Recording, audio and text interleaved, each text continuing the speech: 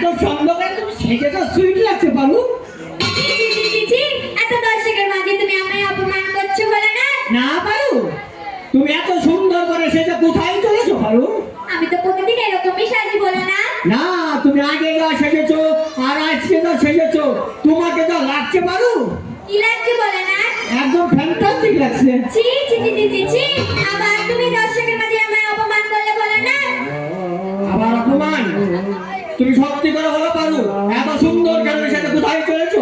সত্যি করে বলবো বলে না? হ্যাঁ। আমি যাচ্ছি আমার বাপের বাড়ি। বাপের বাড়ি?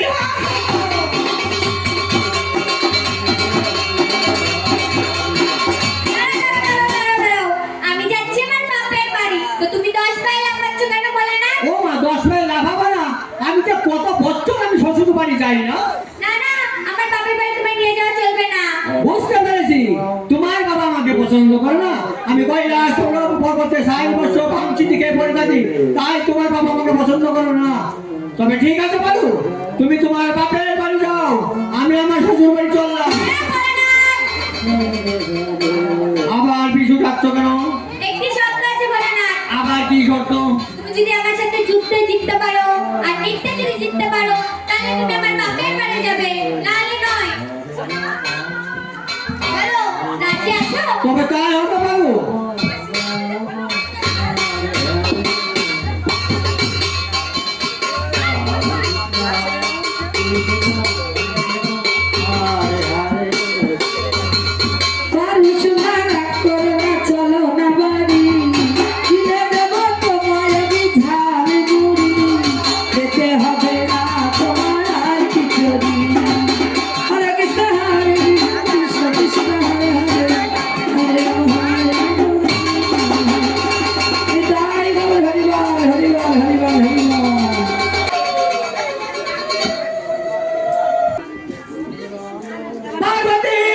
বলো, বলে না?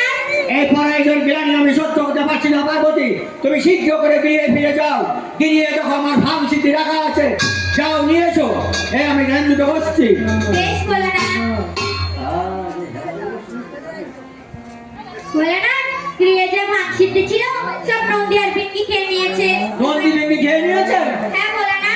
তবে যাও, আমাদের বৃন্দাবন মাঝে অনেক ভক্তবৃন্দ বসে আছে, তাদের কাছে ভিক্ষা করে আমার ভাঙ সিদ্ধি জোগাড় করে নিয়ে এসো, যাও। বেশ, বলে না? শীঘ্র করে যাও পার্বতী। হরে হরে হরে রাম হরে রাম রাম রাম হরে হরে হরে কৃষ্ণ।